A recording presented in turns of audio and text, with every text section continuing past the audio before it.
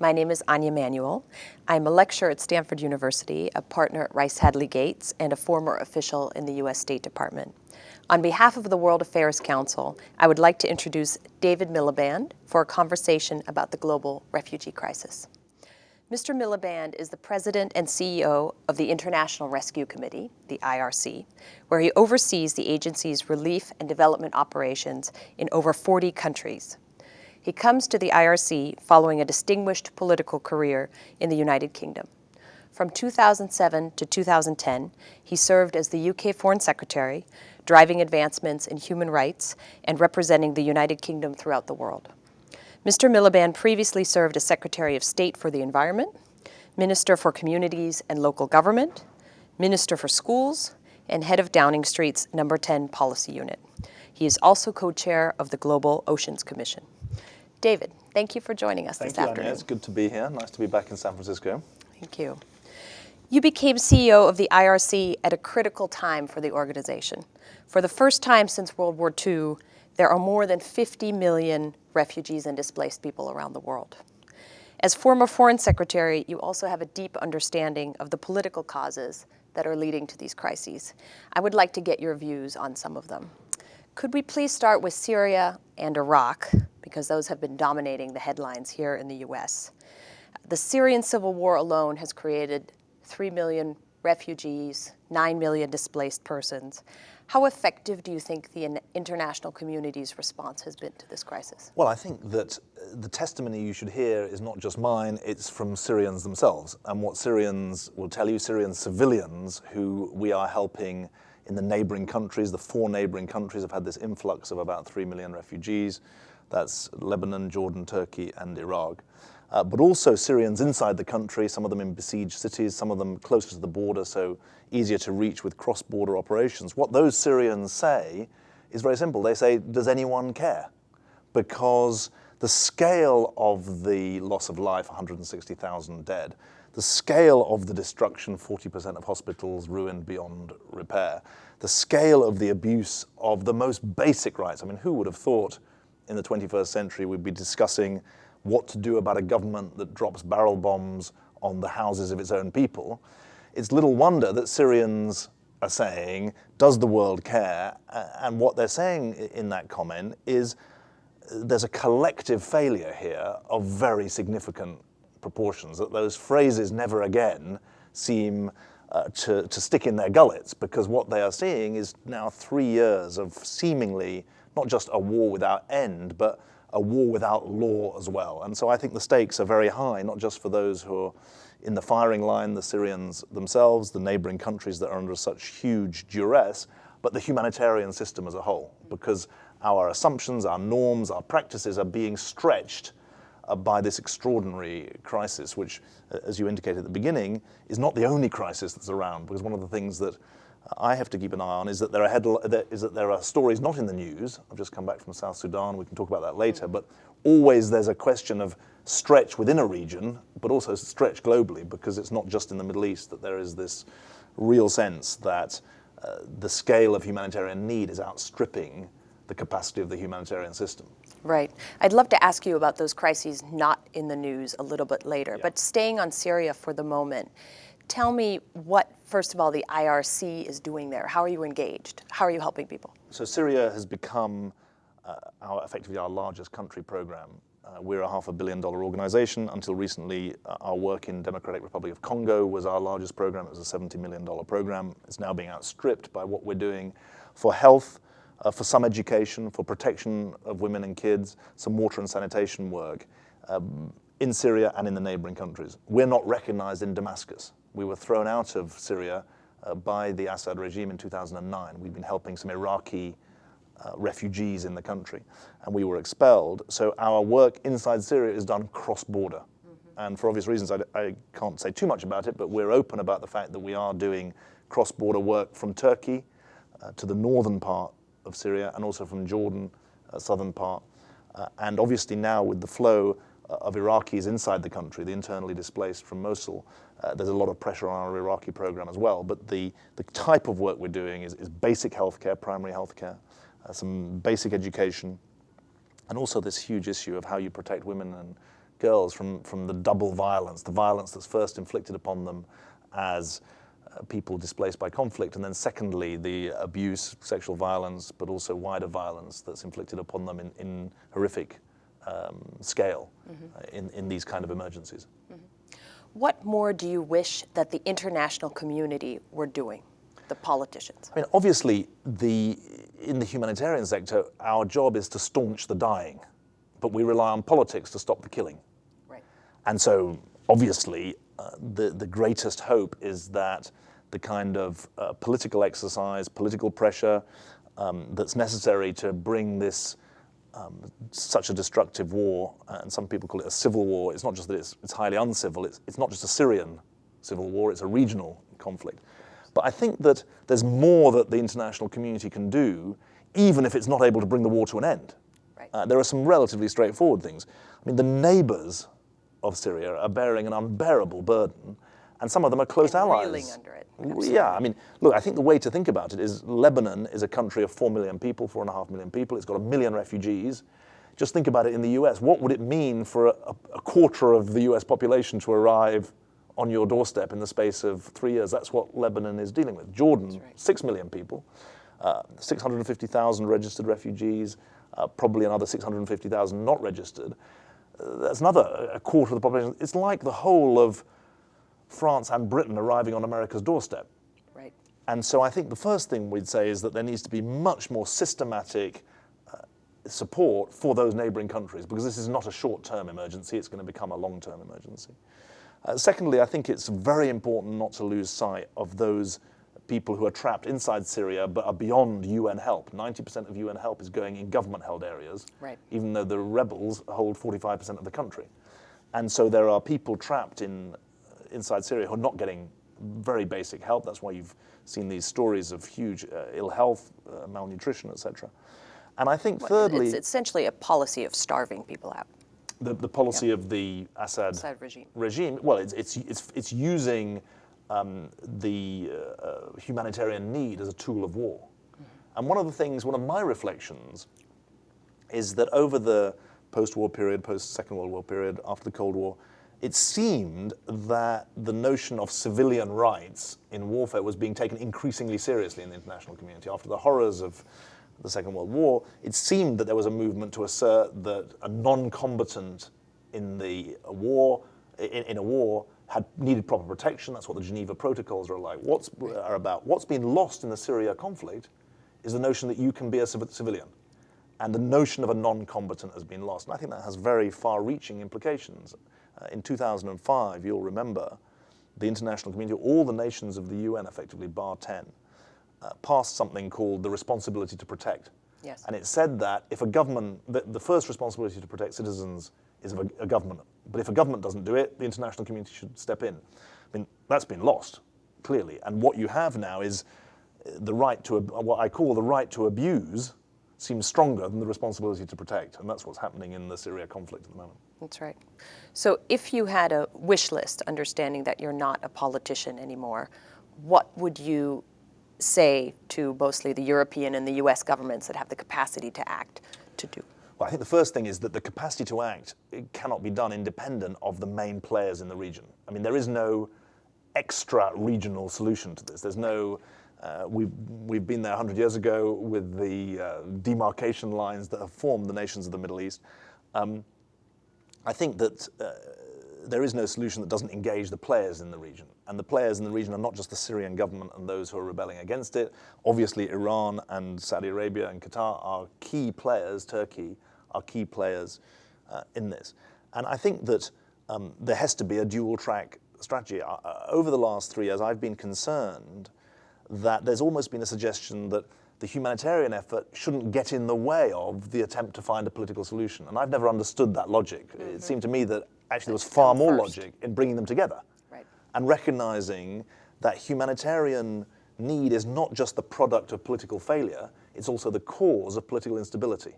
And that's what you're seeing now, that the instability in Syria, that the humanitarian need in Syria, the political vacuum, has created the space for ISIS, the Islamic State of Iraq and Syria, now IS, the Islamic State, to invade effectively across the border into Iraq. So humanitarian need is causing political trouble, and that's why I think the two can't be separated. You said to me if I had a wish list. Obviously, the wish list starts with a systematic engagement with the Assad regime and its supporters and the rebels and their supporters about the fact that no one's going to win, and that this is a war without end, without victory as well. And the starting point of the conversation has got to be one in which the interests of Syrian civilians are protected. And so my wish list starts with a track that is obviously a political track, but it's also got to be a humanitarian track. Thank you. Well, you already mentioned Iraq, and it's obviously a perfect seg. They're neighbors. The instability in Syria is massively spilling over into Iraq, which has been a weak and teetering regime. What's the IRC doing there? How do you see that situation from a humanitarian perspective? Well, obviously, I mean, the numbers are now rising very, very fast. I mean, when the ISIS first invaded Mosul, you had 500,000 displaced people. The numbers now, 700,000, 800,000, 900,000 people being displaced within Iraq. And what I think is really important that people understand is that when you conjure up the notion of a displaced person or a refugee, the immediate thought is it's someone who's incredibly poor. The people that we're talking about here are effectively middle-class people. I mean, they're educated people, they've got jobs as business people, they're teachers, they're every conceivable aspect of modern life, because Syria and Iraq have been modern societies. And what you're seeing, therefore, is that when 500,000 people get displaced, for the first 3 or 4 weeks, they have the savings, they have the connections, they're able to contain the damage. But what we're going to see over the next period is people run out of their savings, of people relying on neighbors but not being able to rely on them anymore, or of relatives or friends. And that's when the humanitarian agencies come into their own, or need to come into their own, with the basics of shelter and food. IRC doesn't do much food distribution, but health systems overburdened, education systems, kids without education is obviously a huge problem for the future. And this bind of the protection challenge alongside the economic challenge is often not getting the attention it deserves. So our work in Iraq, alongside other NGOs, is going to be dedicated to keeping people alive and to giving them some dignity. Let me dig in on this notion of the internally displaced people, because I think it's a concept that's not very well understood by lay people who don't do this every day like you do. Is an internally displaced person someone who's fled Mosul because of the fighting but will likely be back in a few weeks? Is it someone who's moved in with relatives in a city where it's really relatively safe? Is it someone who's in a tent city? It's even simpler. It's someone who flees their own home because of a crisis. So the crisis in this case is a conflict, and so an internally displaced person, the internal refers to their being displaced within their own country. One would hope they'd go back, but if they've fled because of sectarian reasons, that a Sunni militia like ISIS has moved in to Mosul and they've fled because they're Shia, they're not going to be going back anytime soon. And that's obviously the great danger, that you're in Iraq and Syria, but elsewhere, that you essentially have the division of countries into fragmented factions where people aren't able to go home and they can't start their lives again. And that has that long-term damage. I mean, there's a statistic which actually refers to refugees rather than the internally displaced people, but it's shocking. The average refugee today is out of their own home and out of their own country for 20 years. Oh, 20 years. So that is an interesting and that statistic doesn't include the Palestinians, who are the most long-term displaced refugees. So we're talking about civil wars that go on for a long time and that displace people for a long time. And I would expect the average duration of the internally displaced person to approach that scale. I mean, if you think about somewhere like in Congo, Democratic Republic of Congo, you've got very long-term civil wars and very long-term displacement. Right, absolutely. So in Iraq, you've now seen a flurry of emergency diplomacy by the US and others, an attempt to get Maliki to who's a Shia, to either abdicate or create a unity government. Not a lot of willingness on his part to do so. And you see essentially the breakup potentially of the nation state of Iraq. Do you see, and in the meantime, also some unhelpful things like Russia intervening and bringing in fighters, Assad offering to intervene.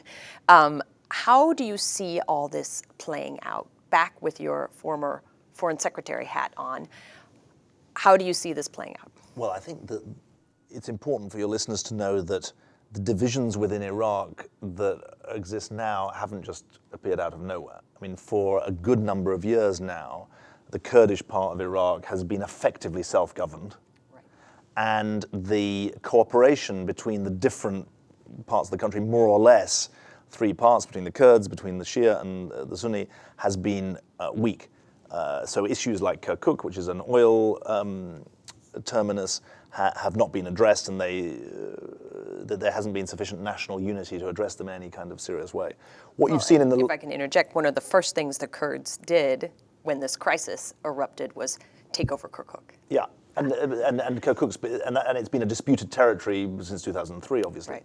Now, I think what's important, therefore, is that de facto, in reality, in other words, Iraq is a divided country. You could call it a decentralized form of government, which is true, but it's divided. Does that mean that the territorial integrity of Iraq is going to be dispensed with?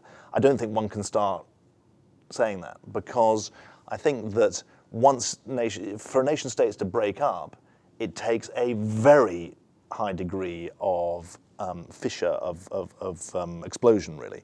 And if you think about what happened in the former Yugoslavia, you can see the dangers of it. And I think it's important not to be cavalier in the way one talks about a Sunni part of Iraq, or a Kurdish part of Iraq, or a Shia part of Iraq, not least because there are Sunni and Shia and Kurdish communities on the other side of borders in other countries. That's right.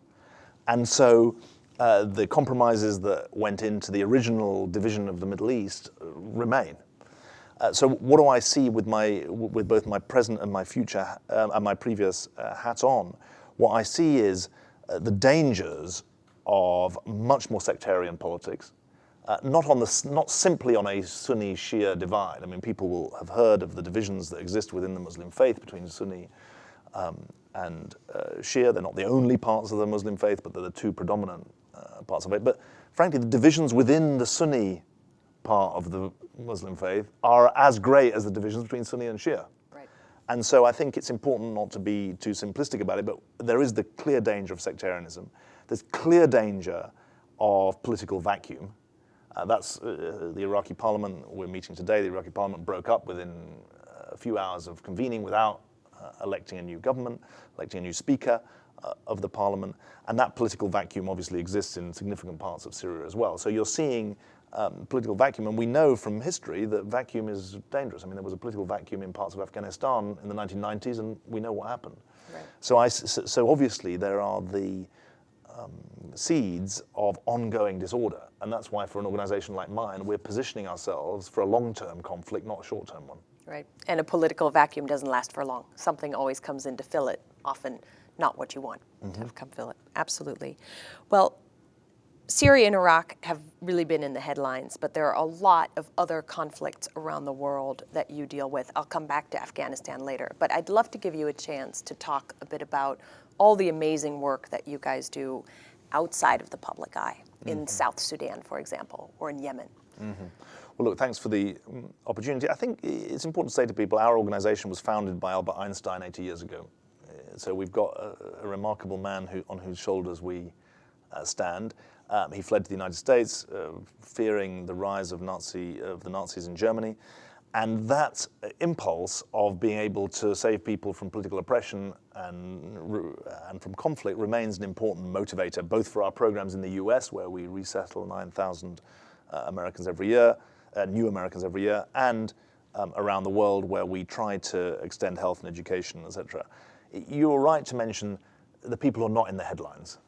And one of the things I think we have to be careful of in the humanitarian sector is simply chasing the headlines. We've got to show our supporters that even if the media has forgotten about people in large parts of Africa, we haven't forgotten.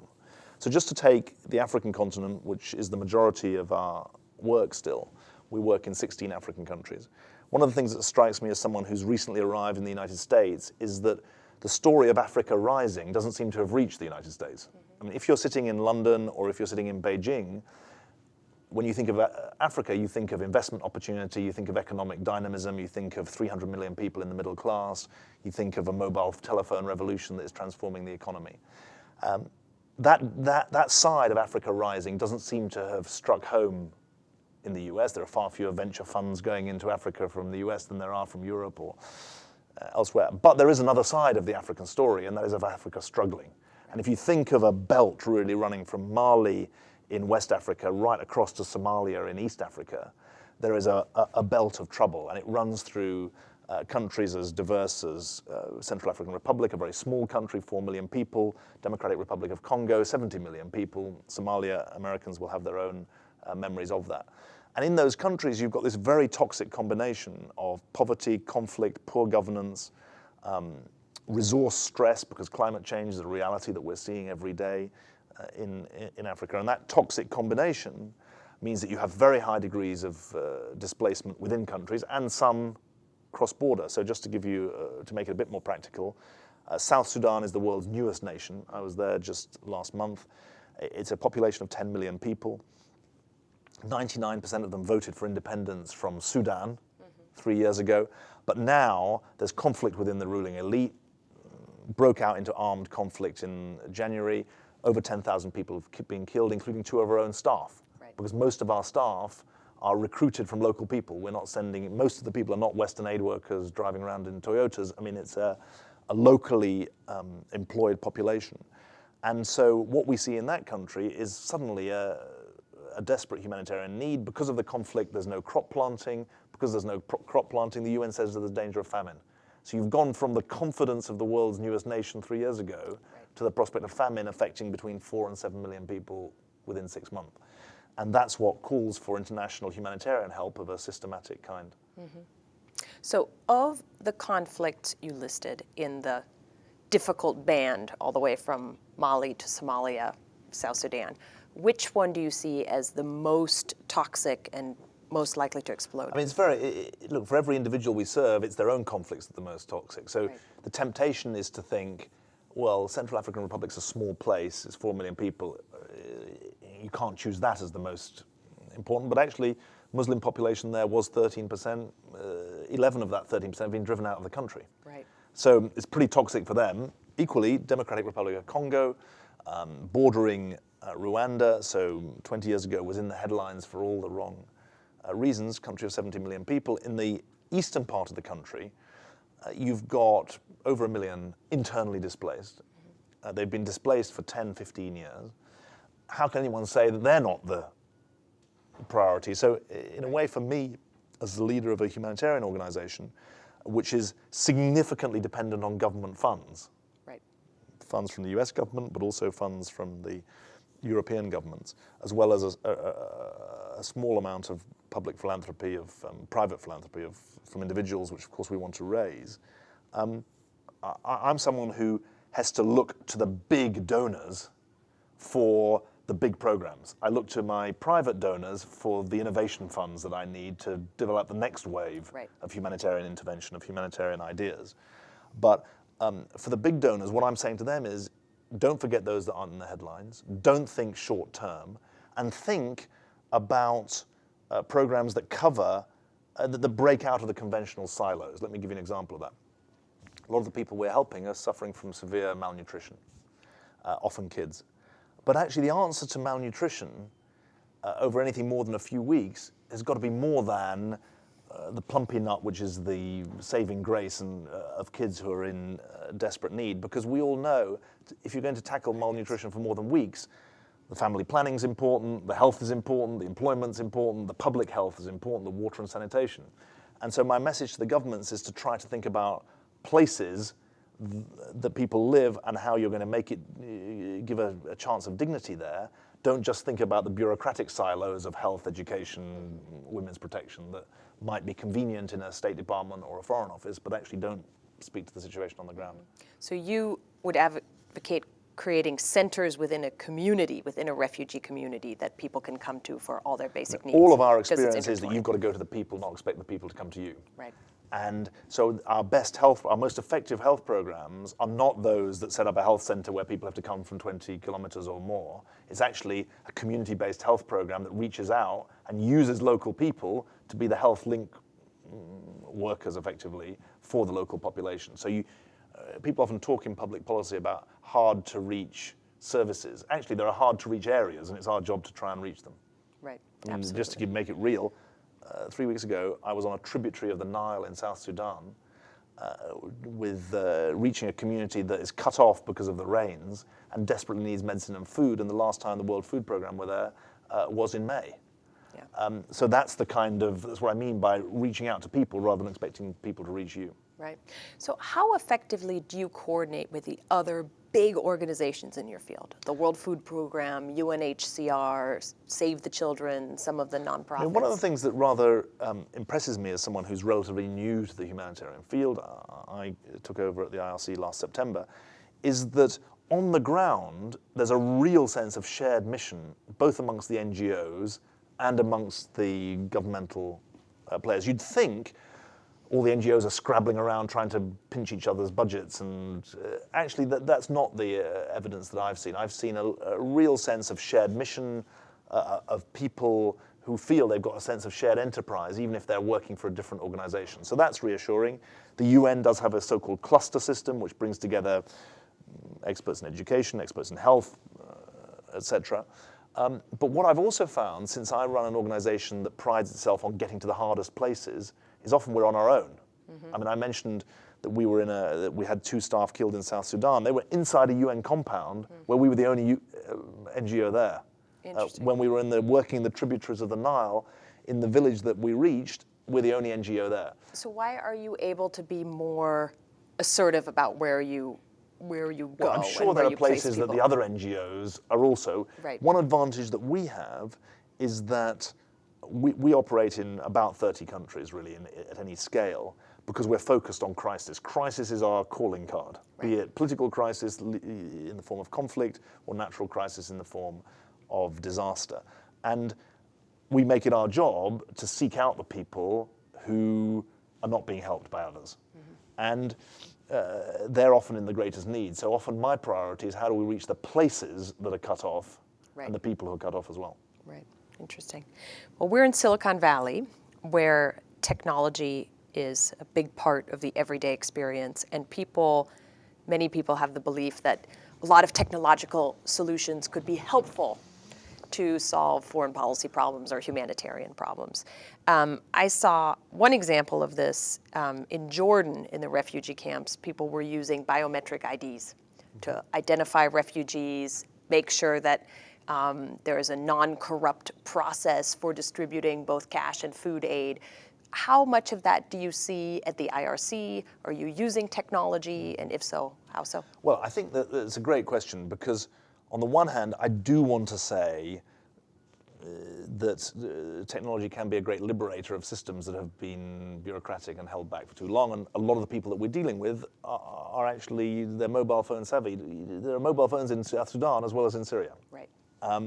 And interestingly, in our disaster response now, we have a solar-powered lamp, so much so obvious, but that same solar-powered lamp, it's called a Waka Waka lamp, it's also a mobile phone charger. Right. Because in an emergency, actually one of the first things you need is to charge up your mobile phone so that you can figure out where your relatives are, where services are, etc. So there is a big potential role to say, how does the technology that's been such a driver of globalization around the world reach people who, if not the victims of globalization, are being left behind by globalization? Equally, though, high tech isn't always the answer. In some of our health programs, we do a lot of work to tackle pneumonia that's killing kids. To help parents and nurses diagnose pneumonia, we haven't developed a high-tech solution. We've developed a very low-tech solution, which is a ring of beads, which the World Health Organization issues a minute counter, and a parent can time a minute and then count the number of breaths that the child takes. If that number of breaths goes into the red beads, they know their kid's got pneumonia. Right. And so you can do a lot to tackle some killer diseases through a pretty low-tech solution. Mm-hmm. And so I think that the The key is to find the appropriate moment for a high-tech solution. We have a QR reader to help us make sure that some of our work in Syria it reaches the people it's meant to reach. There's all sorts of technological opportunity there, but we shouldn't always believe that a high-tech solution is the best solution. And do you reach out affirmatively to some of the startups and double bottom line companies that are creating those technologies? It's a very nice softball chance for me to talk about that. Some of the most creative partnerships are with people in the corporate sector who do want to think about more than a single or a simple bottom line. And they do want to think about how they deploy their own brain power to solve difficult problems. I mean, we've got 250,000 kids in Lebanon from Syria who are not getting educated. And they're not going into the Lebanese public school system, can't cope with them.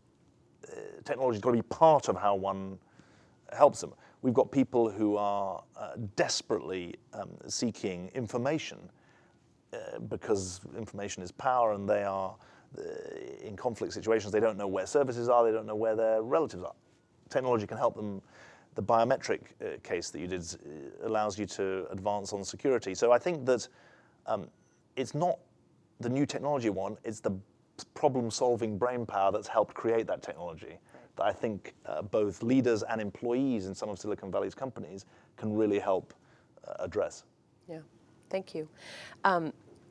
One of the many roles you held in government was Secretary of State for the Environment. So this is obviously something that's near and dear to your heart.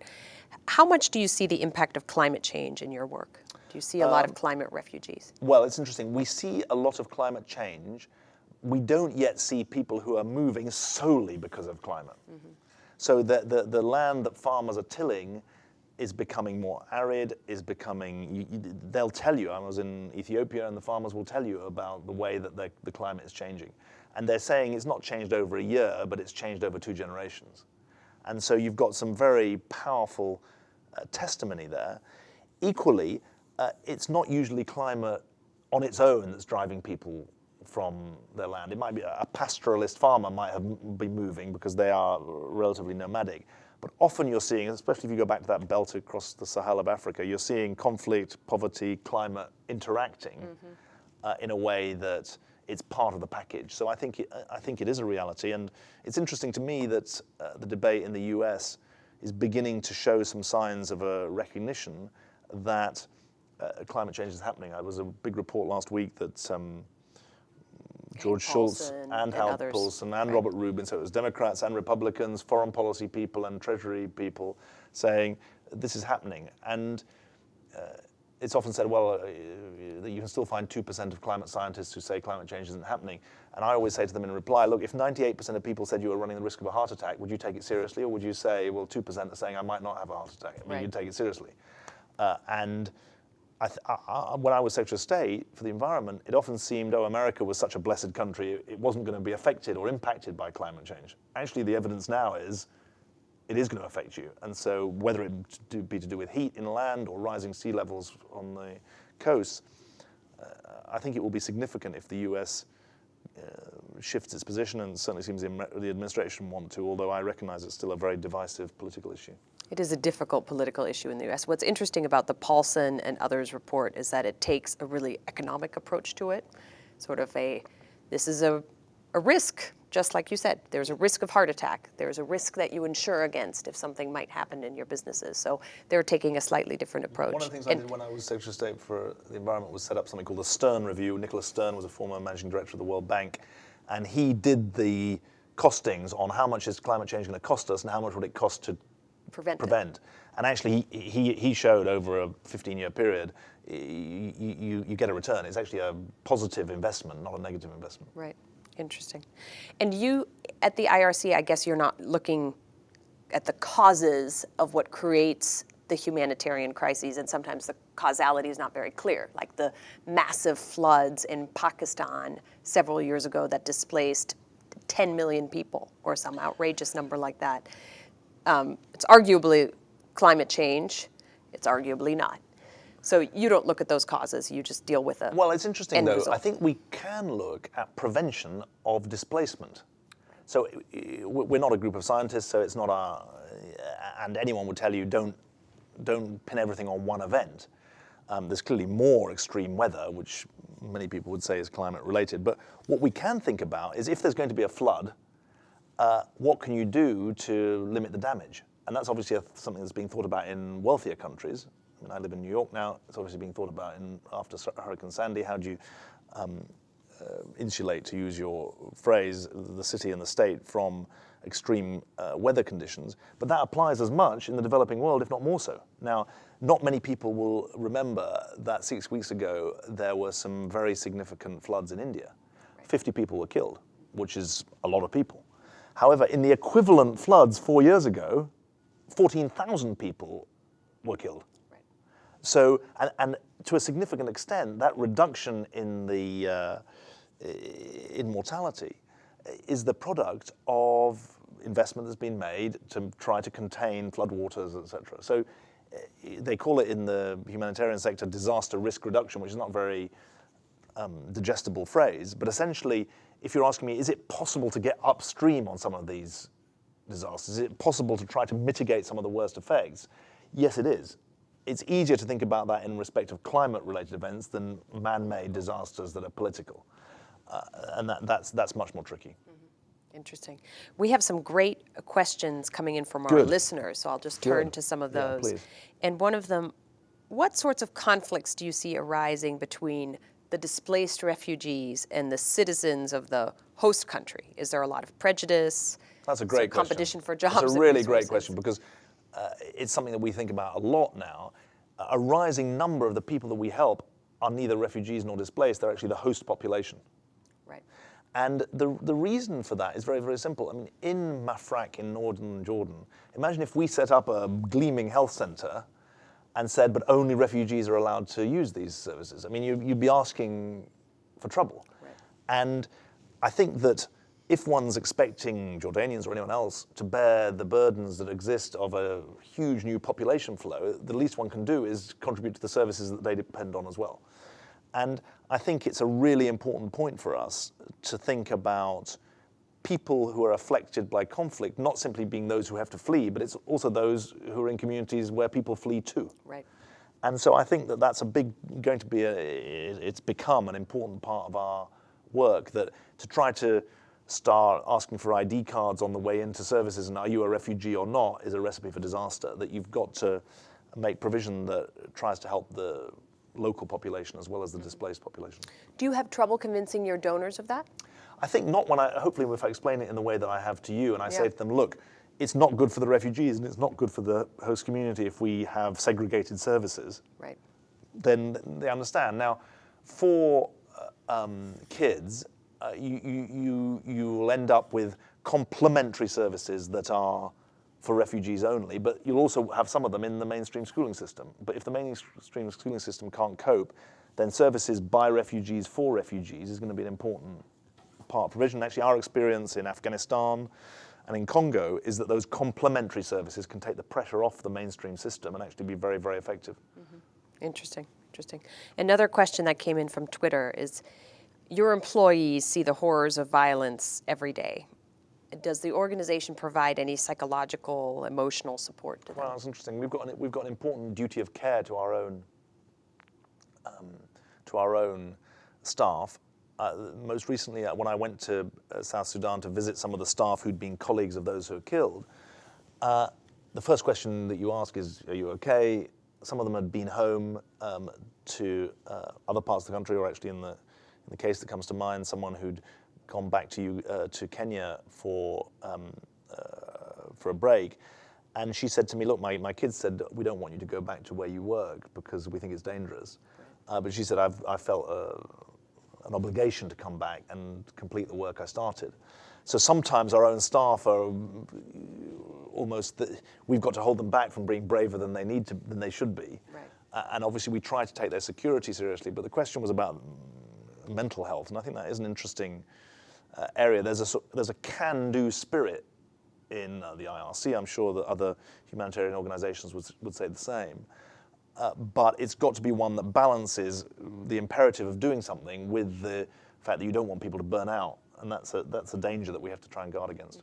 How many employees do you have? And how many of them are local in the places So we've where the got crisis is? 12,000 employees around the world in 30 plus countries. We have a vast majority being local staff. So about 90% plus are local staff abroad.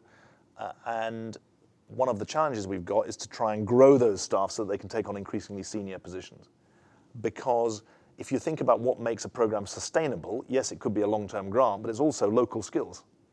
And so if we can build up local capacity to take on board some of the lessons that we've learned over 80 years of humanitarian effort, that's only a good thing. Great. So what made you want to take on this job? Well, the electorate of the UK had some say in that. The government I was part of lost an election in 2010, so I became an opposition backbench MP. And if you've been in high office, you feel a sense of impatience to try to learn the lessons and to make use of your experience. And the more I thought about it, the more it felt like I was in a dead end in British politics. And the IRC had a unique attraction to me for a couple of reasons. One is that it was working in conflict-ridden and difficult places. Yes. And so in other words, I'd spent my career thinking, how do you use government to solve problems? There was an immediate attraction in thinking, well, what do you do when government is the problem, or when politics is the problem? Because civil war is nothing else if not the failure of politics. So that was one reason. Secondly, I thought the organisation had a lot of potential to become a sector leader. It had a lot of potential to grow, not just in size, but in influence. And thirdly, my own parents were both refugees. My dad in 1940 from Belgium, my mum in 1946 from Poland. So there was a bit of a sense that I was closing a personal family circle by doing something for today's refugees and displaced people in the way that my parents had been helped in 60, 70 years ago. Yeah, that's very nice. And did they have help when they came to the UK, or were they basically left to their own devices? Well, my dad came with his dad in 1940, and he went to school and did his, they called it the matric at the time, the matriculation, that was your sort of high school graduation. And then went to university and then went into the Royal Navy. Actually spent 3 years in the Royal Navy in the Second World War. So he was helped, but he was also, he also helped himself. My mum came in 1946, she was younger. So she was very much helped by people who took her, a family who took her in, successive families who took her in and helped her learn English, first of all, and then become someone who could go to university and make something of herself. And so I think that she was very much helped by voluntary endeavour. So maybe there's some sense in which I'm trying to do for others what others did for her. Yeah, that's a great story. Thank you for sharing that. Yeah, thank you. That's really nice. Back to the one big conflict out there that we haven't really talked about yet, and that's Afghanistan and Pakistan. I think you said recently on BBC that the West might be getting ready to wipe its hands of Afghanistan. Tell us, first of all, how you see the situation, how many refugees or displaced people are still there, because I feel like that humanitarian issue in Afghanistan and Pakistan is a little bit under the radar. It's really, really important. I mean, the IRC has been in Afghanistan now for 30 years, and it's really for as long as the civil war's been going, since the Soviets invaded in 1979. And you're right to say that Afghanistan and Pakistan have to be seen together. There's 2.5 million Afghans in Pakistan. There's another, I think, 800,000 Afghans displaced within their own country. Still. And obviously across the Afghan-Pakistan border, I mean, if I can ask your listeners and some viewers maybe who are watching this on live stream to imagine in South Asia, you've got Afghanistan and Pakistan next to each other.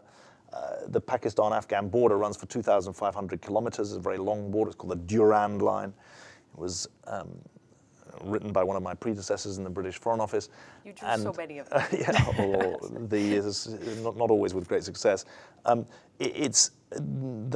line is very porous. So the Pashtun communities that exist on both sides of the Durand Line cross over pretty easily and pretty frequently.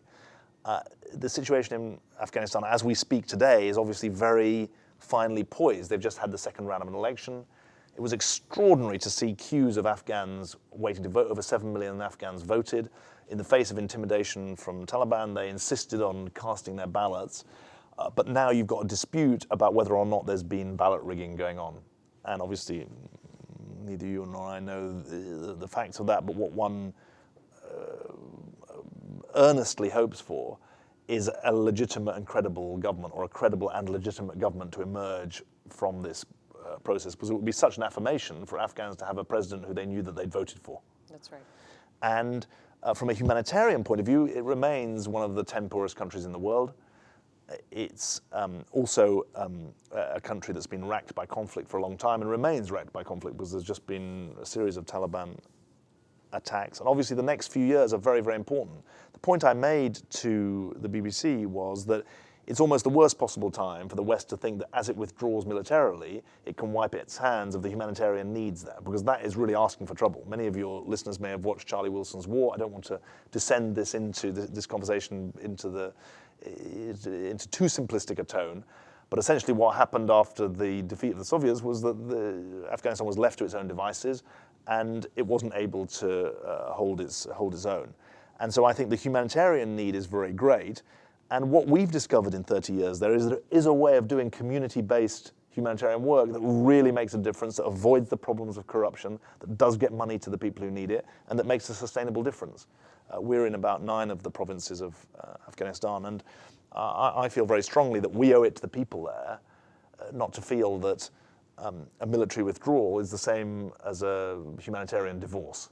Right. And I think it's really important that we don't lose faith with those people, not least they're our own staff. I mean, we've got 700 staff there, and we did a survey of them in March and published it in April. And they were saying, we are so determined to fight, not in a military sense, but in a humanitarian sense, for the future of our country. We want to work for the future of our country. And we want IRC to stay, they said. And they identified priorities in jobs and education, women's health, and we want to try and see that through. Right. I agree with you completely. I spent some time working on Afghan-Pakistan policy and in Afghanistan and Pakistan for the U.S. government. And I think what you don't see, audiences like this that are very educated and follow current events do, but many in the American public in particular don't see the positive story in both Afghanistan and Pakistan, how much it actually has improved over the past decade. There's still problems, certainly, but there has been massive progress made in terms of putting women and girls into school, in terms of vastly expanding the life expectancy of local Afghans. And the tendency of US policy in particular, less so UK, I think, is to see when our military presence draws down, our humanitarian aid will also draw down. So in the US, you've already seen a civilian aid to Afghanistan. The budget was cut in half this year, from $2 billion, which is a big number, to $1 billion. And we have budget issues, so we need to be careful about those things. But how do you see that? A lot of your money as an organization comes from governments around the world. Do you see those budgets for the International Rescue Committee shrinking as well? Well, we are increasingly successful in applying for government grants, but it is the case that we now, our US funding for our international operations is now outstripped by European funding, which is kind of interesting. Yeah. The US government is still very important supporters of ours. Obviously, they fund our work in the US. They fund about a third of our work internationally, but the Europeans fund about 40% plus of our work internationally. And I think that there is a squeeze on. Obviously, it's a very tough time economically for people. But I think that when you realize that in the US, foreign aid is 0.2% of national income, in the UK it's now up to 0.7%. Obviously, the cake is smaller, even if the proportion is bigger. You realize that these are relatively small sums compared to the big sums that are spent on health, education, etc.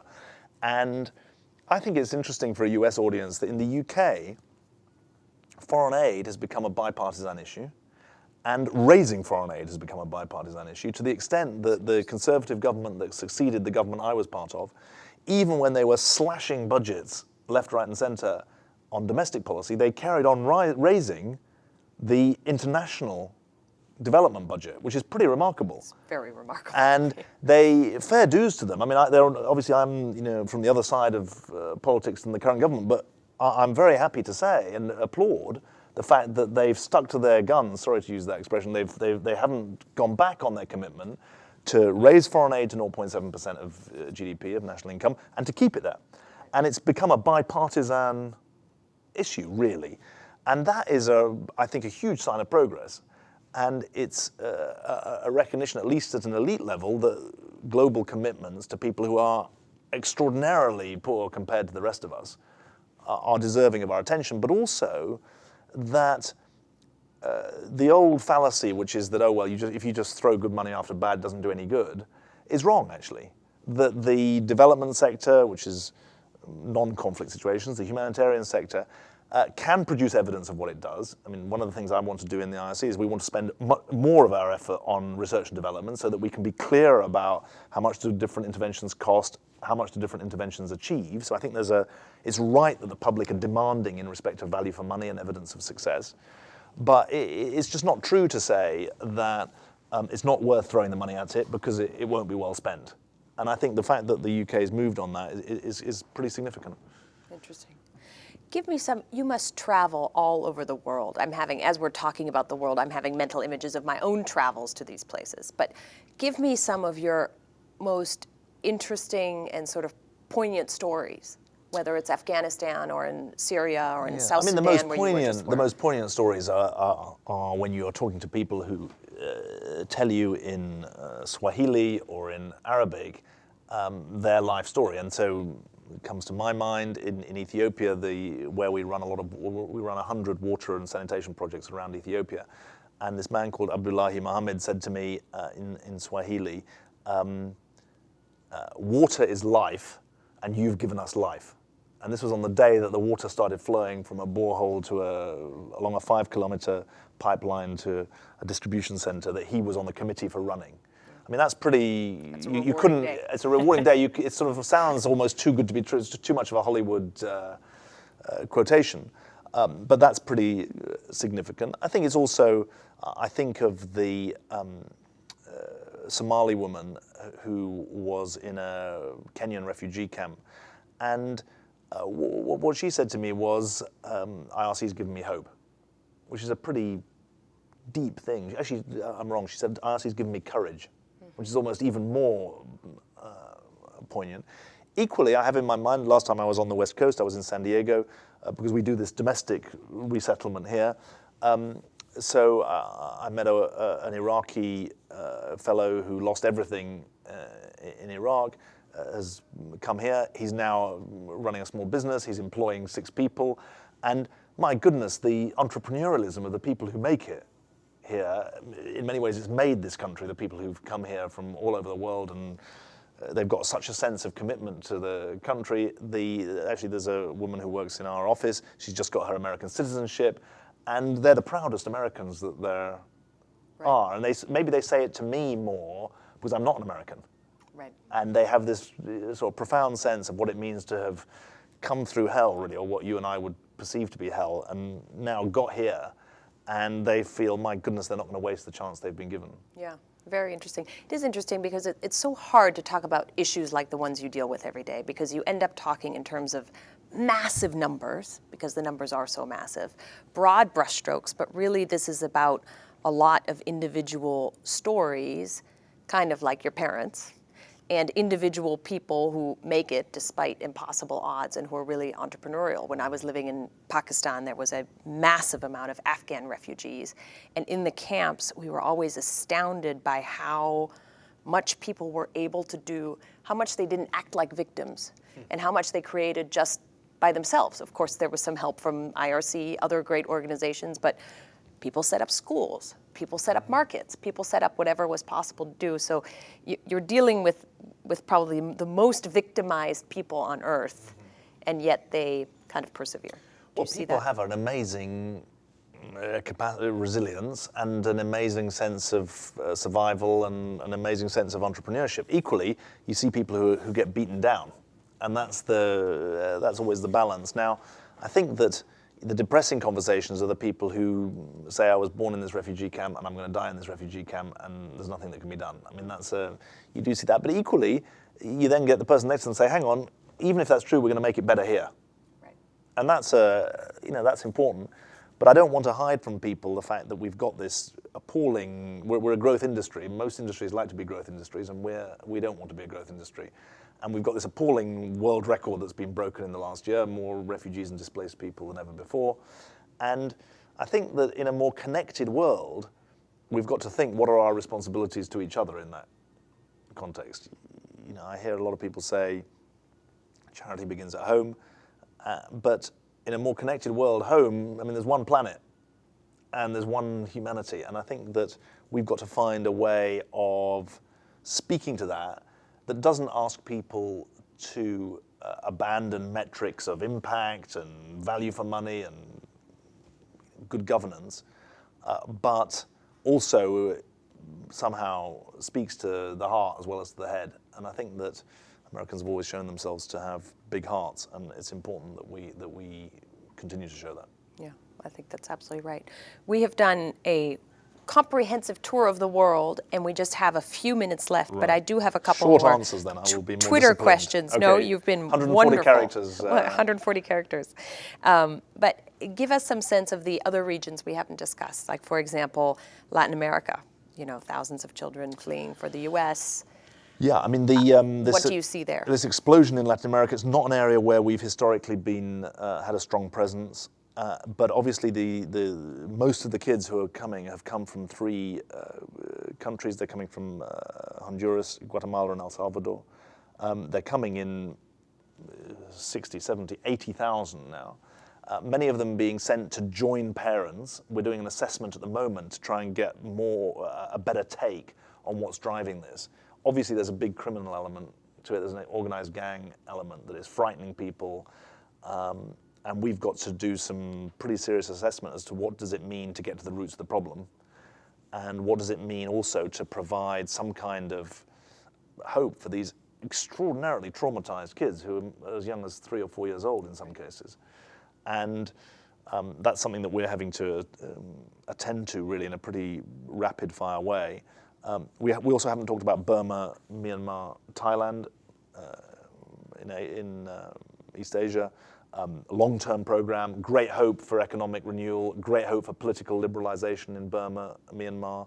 Who are you working with in Burma? We're working on the ground in the states alongside the strip that goes down the Thai border. So we work with local people. We also do a bit of work in Rakhine State, where there's been a lot of assaults on the Muslim population. So we're doing health and welfare, health and water projects in Burma, Myanmar. It's an important part of what we do. So if you think about it from my point of view, I see the Middle East, I see Africa, I see South Asia, which is Afghanistan, Pakistan, I see Burma, Thailand. We've withdrawn from Europe. We used to be in the Balkans, in the former Yugoslavia. We're not needed there anymore. And one of the tests for us is to be an NGO that's able to leave. Right. We shouldn't just stay forever. When a country is no longer in crisis, we should be able to say, no, we're actually going to move on. And that's an important part of our mission going forward. Great, thank you. And last question, because some of the issues you deal with are very fraught politically, especially in the U.S. As you're dealing with Latin Americans coming to the U.S., you wading into the whole immigration debate. When you're talking about Syria and Iraq, you're talking about our most difficult foreign policy issue at the moment, on which there's a lot of debate. Other NGOs stay out of it. Human Rights Watch says, we'll just give you the evidence, but we're going to stay out of the policy bits. Do you try to get involved in advocating for particular policies? We don't get involved in advocating for politics, but we do advocate for policies that speak to the needs of the civilians that we're representing. Mm-hmm. So I feel confident in being able to stay on the right side of the dividing line between politics and humanitarian effort. It's not my job to advocate one way or the other on what the administration should do in its negotiating stance with the Russians. That's not my job. What I can speak to is the needs that exist and the imperative of addressing them. And I think I can also bear witness to what the Assad government is doing. Right. And I have to do that in a way that carries the credibility of saying that if we know that rebel groups are doing equally bad things, we'll speak to that as well. Right. And that's what it means. We are impartial in who we help. If you're in a government area or a rebel area, we speak to it. But I think it's very important that we don't, if we become Trappist and don't feel able to speak up for the people who need help, right. At some level they don't have voice, and it's our job to give them voice. Mm-hmm. It must be difficult sometimes, though, especially coming from politics as you do, to say, here's what I see. Often the quickest way to put you and organizations like yours out of business is to solve the political problem. Yeah. So, but you stay away from saying, we should aid the rebels in Syria or we should not. Yeah, I think that, well, that's because I'm in a different position. If you remember the two ends of the telescope, there's one end is looking at using government to solve problems, the other is what's the problems that government or politics creates. What I can speak to is what our experience is on the ground and what our experience is historically about what different types of intervention can mean and what the risks are and the mitigations that are possible.